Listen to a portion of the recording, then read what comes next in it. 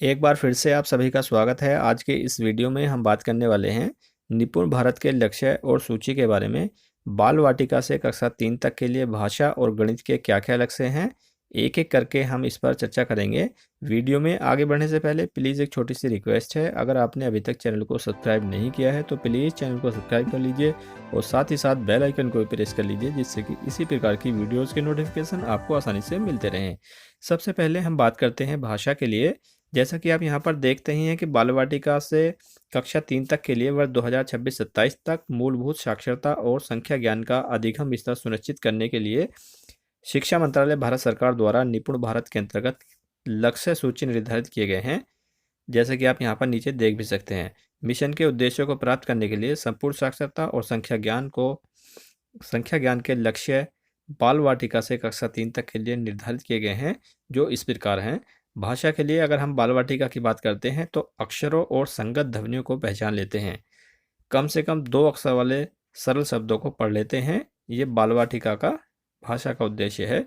इसी तरह से हम देखते हैं कक्षा 1 के लिए अर्थ के साथ पढ़ लेते हैं ऐसे छोटे वाक्य जो आयु के अनुसार किसी अज्ञात पाठ का भाग हो, जिसमें 4-5 सरल शब्द हों, को पढ़ लेते हैं। ये कक्षा 1 का भाषा का लक्ष्य है। इसी तरह से अगर हम कक्षा 2 की बात करें तो अर्थ के साथ पढ़ लेते हैं और 45 से 60 शब्द प्रति मिनट प्रभाव से पढ़ लेते हैं। ये इसका लक्ष्य दिया गया है। इस तरह से अगर हम कक्षा 3 की बात करें तो अर्थ के साथ पढ़ लेते हैं, न्यूनतम 60 शब्द प्रति मिनट के प्रभाव से पढ़ लेते हैं। तो यहाँ पर हम देखते हैं कि बाल वाटिका में अक्षरों और संगीत ध्वनियों को पहचान लेते हैं और कम से कम 2 अक्षर वाले सरल शब्दों को पढ़ लेते हैं। और उसके नीचे जब हम चलते हैं तो कक्षा 1 में 4-5 सरल शब्द हो जाते हैं और उसके नीचे हम जब कक्षा 2 में पहुंचते हैं तो 45 से 60 शब्द प्रति मिनट हो जाते हैं और कक्षा 3 में पहुंचते हैं तो न्यूनतम 60 शब्द प्रति मिनट के प्रवाह से पढ़ लेते हैं। अब हम गणित की बात करते हैं। गणित में बाल वाटिका के लिए 10 तक के अंकों को पहचान और पढ़ लेते हैं। एक क्रम में घटनाओं की संख्या, वस्तुओं, आकृतियों, घटनाओं को व्यवस्थित कर लेते हैं।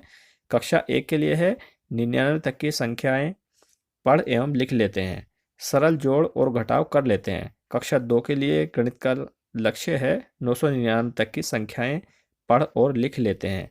99 तक की संख्याओं को घटाव कर लेते हैं। कक्षा 3 के लिए है 9999 तक की संख्याएं पढ़ और लिख लेते हैं। सरल गुणा समस्याओं को हल कर लेते हैं। इस तरह से भाषा और गणित के लिए लक्ष्य निर्धारित किए गए हैं, जो 2026-27 तक सभी विद्यालयों के जो विद्यार्थी हैं उन्हें प्राप्त करने हैं।